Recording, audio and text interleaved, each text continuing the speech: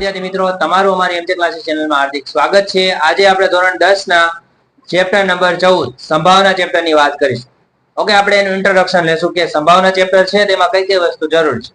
Okay, એટલે જે વિદ્યાર્થીઓ મારી ચેનલમાં નવા હોય ચેનલને સબસ્ક્રાઇબ કરી નાખજો અને બીજા જેવા 10મા ધોરણના વિદ્યાર્થી મિત્રો સુધી એને શેર કરી દેજો, જેથી કરીને ઈ પણ આ પૂરેપૂરું ચેપ્ટર શીખી શકે। ચલો જોઈએ। ઓકે, આપણે શરૂઆત કરી, પહેલા સંભાવનાથી વાત કરી। સંભાવના શું છે? તો સંભાવના એટલે શું? તો સંભાવના એટલે પ્રોબેબિલિટી, કે કોઈ પણ પ્રકારની ઘટના ક્યારે બનશે, કઈ રીતે બનશે એની આપણે વાત કરીશું। ઓકે, તો સંભાવના એટલે પ્રોબેબિલિટી, શક્યતા। હવે શક્યતા કઈ કઈ રીતે હોય? માની લો કે અત્યારે આપણે થોડોક ટાઈમમાં માની લો કે વરસાદ આવશે।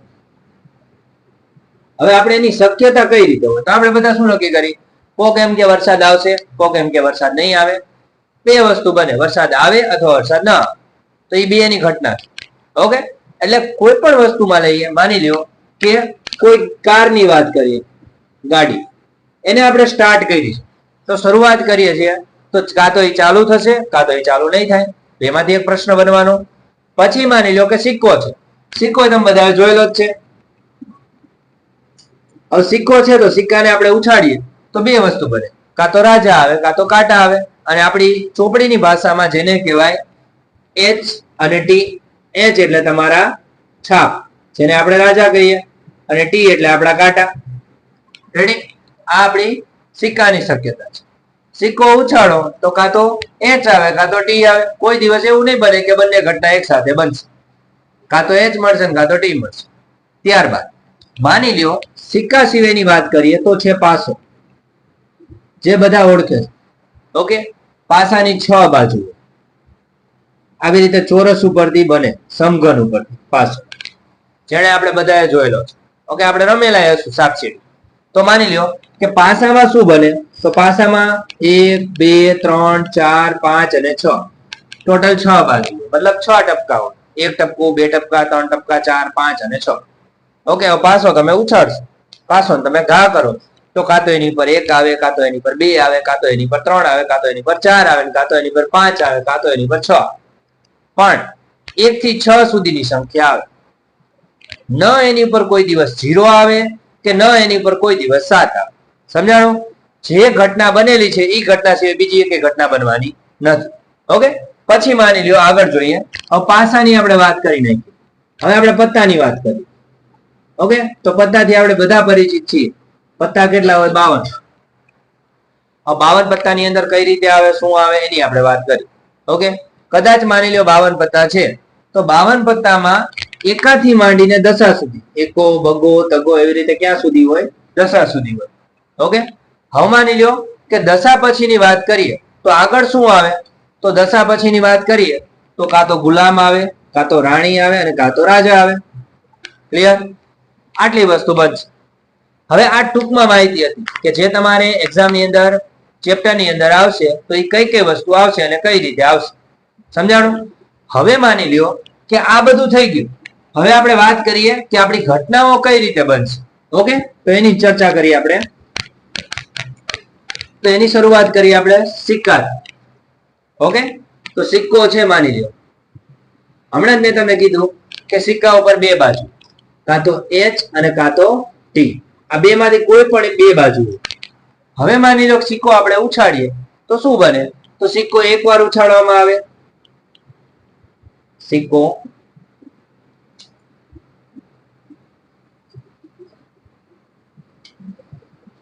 પછી માની લ્યો એવું બને કે સિક્કો 2 વાર ઉછાળવામાં આવે,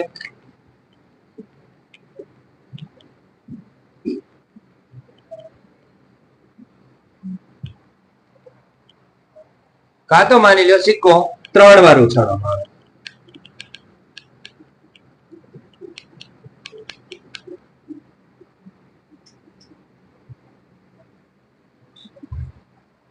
હવે આપણે આ 3 વસ્તુ થઈ। સિક્કો 1 વાર ઉછાળવામાં આવે તો 2 ઘટના બને, સિક્કો 2 વાર ઉછાળવામાં આવે તો 4 ઘટના બને, અને સિક્કો માની લો 3 વાર ઉછાળવામાં આવે તો ટોટલ 8 ઘટનાઓ બનશે।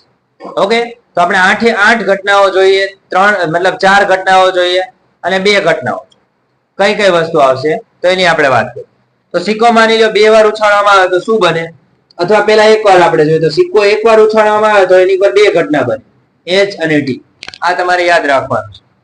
પછી માની લો સિક્કો 2 વખત ઉછાળવામાં આવે તો શું બનશે?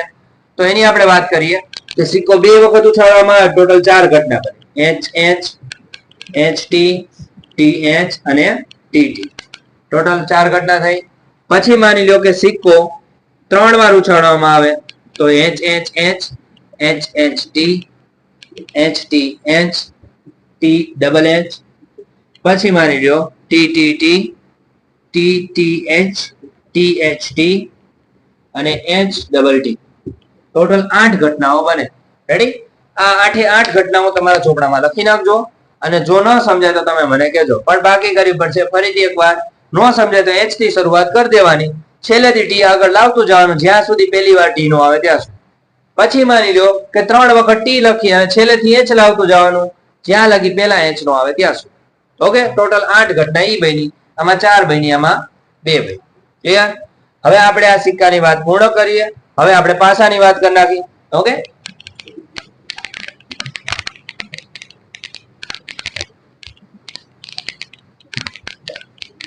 ચલો પાસામાં શું આવશે એની વાત કરીએ આપણે. માની લો પાસો છે, હમણાં જ મેં તમને સમજાવ્યું કે પાસામાં 1 2 3 4 5 અને 6. એકવાર પાસો ઉછાળવામાં આવે તો ટોટલ 6 પરિણામો મળે. હવે માની લો કે પાસો એક આરે 2 વખત ઉછાળવામાં આવે, મતલબ 2 ભેગા પાસા કરી અને ઉછાળવામાં આવે તો એના કેટલા પરિણામો મળે તો એની આપણે વાત કરીએ.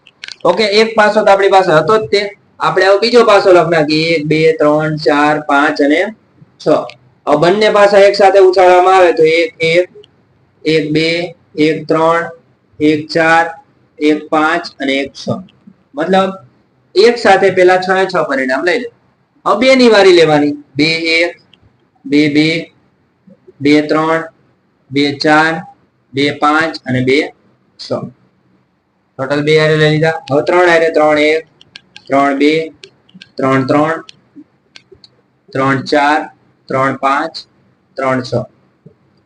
હવે 4 હારે લઈ 4 1 4 2 4 3 4 4 4 5 4 6. હવે 5 ની વાત કરીએ. 5 1 5 2 5 3 5 4 5 5 અને 5 6. રેડી? હવે 6 ની વારી લઈએ. ચલો 6 1 6 2 6 3 6 4 6 5 અને 6 6. રેડી? આ રીતે 36 પરિણામ મળે. ફરીથી એકવાર કહી દઉં કે પાસો એક વખત ઉછાળવામાં આવે તો 6 પરિણામ મળશે. પાસા 2 સાથે ભેગા કરી અને 2 પાસાને ઉછાળવામાં આવે તો 1 થી માંડીને 36 પરિણામ મળે. આ તમારા મગજમાં ફિટ કરી નાખજો. રેડી? હવે આપણે આની વાત કરી નાખી.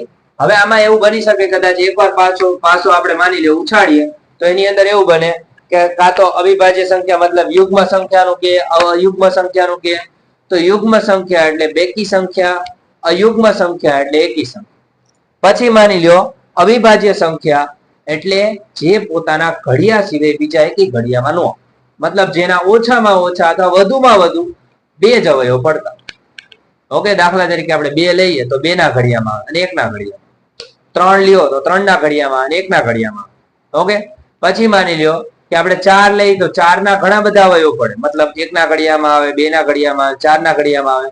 તો જેના અવયવ 2 કરતા વધારે પડતા હોય એને કહેવાય વિભાજ્ય સંખ્યા. જેના અવયવ 2 કરતા અથવા 2 પડતા હોય એને કહેવાય અવિભાજ્ય સંખ્યા. રેડી? આ પોઈન્ટ યાદ રાખજો. ચલો હવે આપણે પત્તાની વાત કરીએ. ઓકે, અહીંયા તમારો પાસાની ઘટના પૂરી અને લખ નાખજો તમે. હવે આપણે આગળ જઈએ.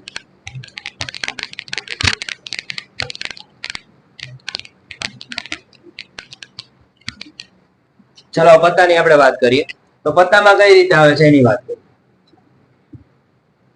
પત્તા છે મેં તમને હમણાં કીધું 1 થી માંડીને ક્યાં સુધીના હોય? દશા સુધીના હોય. અને એના સિવાય ગુલામ હોય, રાણી હોય અને રાજા. ટોટલ 13 પત્તા હોય. ઓકે, હવે માની લ્યો એક પત્તું રહ્યું 4 શેપનું હોય. આકાર તમને કે તો 4 આકાર: કાળીનું, લાલનું, પછી ચટ્ટઈનું અથવા ચરકટનું અને ફુલ્લીનું. રેડી? પછી માની લ્યો કે રંગ કે તો 2 રંગ, એક લાલ રંગ અને એક કાળો રંગ. એક પત્તું 4 પ્રકારનું હોય. દાખલા તરીકે ટોટલ 13 પત્તા હોય તો 4 પ્રકારના એટલે 52 પત્તા થયા. એક પત્તામાં 52 પત્તા જ હોય. પછી ઘણા વ્યક્તિ એવું મગજમાં વિચારતા હોય સાહેબ અંદર જોકર એ આવતો, પણ જોકર આવે તો એ જોકર ને જોકર ની જગ્યાએ રહેવા દેવાનું, સમજી ગયા? એ જોકર જ ગણાય, એનો આપણે કોઈ ઉપયોગ નથી કરવાનો. પછી એમનો કહેતા સાહેબ પત્તાની અંદર તો 53 પત્તા આવતા હોય, તો 53 નો ટોટલ 52 પત્તા જ ગણાય. 52 થી વધારે એક પણ પત્તું ન ગણાય, 52 થી એક પણ ઓછું પત્તું. સમજાણું? હવે માની લો કે આના પછીનો તમને એવો પ્રશ્ન પૂછાય કે પરીક્ષાની અંદર તમને ઘણીવાર એવો પ્રશ્ન આવે છે કે ભાઈ પત્તારિયાની મુખ મુદ્રા વાળા. મુખ મુદ્રા એટલે જેની ઉપર ચિત્ર દોરેલું હોય. તો ચિત્ર દોરેલા પત્તામાં ગુલામ હોય, રાણી હોય અને શું હોય? રાજા. આના 4 પત્તા, આના 4 પત્તા, આના 4 પત્તા, ટોટલ 12 પત્તા. સમજી ગયા? આ યાદ રાખવાનું. તો તમારે 12 માંથી લેવાના અને કુલ પત્તા 52 લેવાના. સમજાણું? આટલી વસ્તુ તમારે યાદ રાખવાની છે. આના સિવાયની બીજી કોઈ વધારાની માહિતી અંદર આવતી નથી. ઓકે, એટલે તમારે આટલું જ કરવાનું રહેશે. આટલું જોઈ લેજો. હવે આના પછીના જે કોઈ દાખલા રહે આના પછીના તમને વિડીયોમાં મળી જશે. ઓકે, એટલે જો તમે ચેનલમાં નવા હોય તો જોડાઈ રહેજો અને આગળના વિડીયો તમે જોતા રહેજો. ઓકે વિદ્યાર્થી મિત્રો, થેન્ક યુ સો મચ. જય હિન્દ, જય ભારત.